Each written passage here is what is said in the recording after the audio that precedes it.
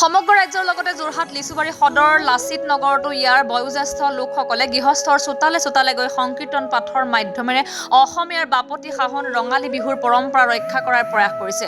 তদুপলক্ষে যোৱা 15 এপ্ৰিলত স্থানীয় সদৰ নামঘৰত সমূহ ভক্ত বৈষ্ণৱ সমবেত হৈ পুৱা ভাগতেই বহাগ বিহুৰ সংক্ৰান্তিৰ শৰাই আগ কৰি নাম প্ৰসংগ কীৰ্তন পাঠৰ সামৰণিৰ পিছতেই পৰৱৰ্তী কাৰ্যসূচী আৰম্ভ কৰে। উল্লেখ্য যে বিহু বুলিলে যদিও আনন্দ উল্লাস ৰং ধেমালিৰ উৎসৱ, তথাপিও কোনো ক্ষেত্ৰত আধ্যাত্মিক আৰু ধৰ্মীয় চিন্তা চেতনায়ো বিহুত স্থান পাই আহিছে।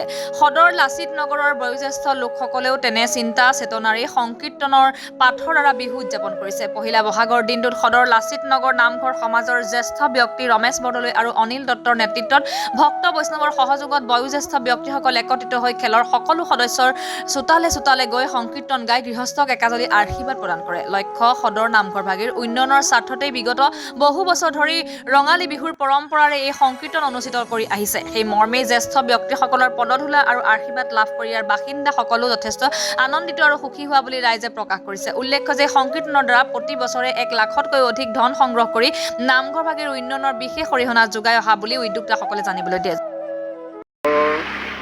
সদস্যবৃন্দই ইয়াৰ আগলৈকে আমি বছৰেকীয়া বহাগৰ বিহুতে আমি হুঁচৰিয়ে আমি বিহু সম্পাদন কৰিছিলোঁ।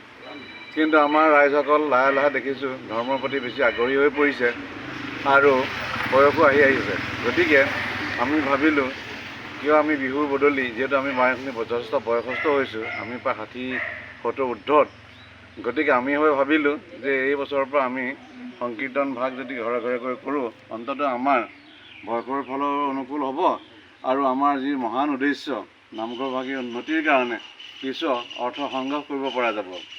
এই উদ্দেশ্যে আমি মনত ৰাখি এই আমাৰ সংকীৰ্তন ভাগ কৰিবলৈ আমি আগবাঢ়িলোঁ। এই বছৰ আমাৰ প্ৰথম বছৰ। যোৰহাটৰ পৰা শ্ৰীমন্ত মাধৱ বৰুৱাৰ ৰিপৰ্ট, নিউজ নাও 24/7।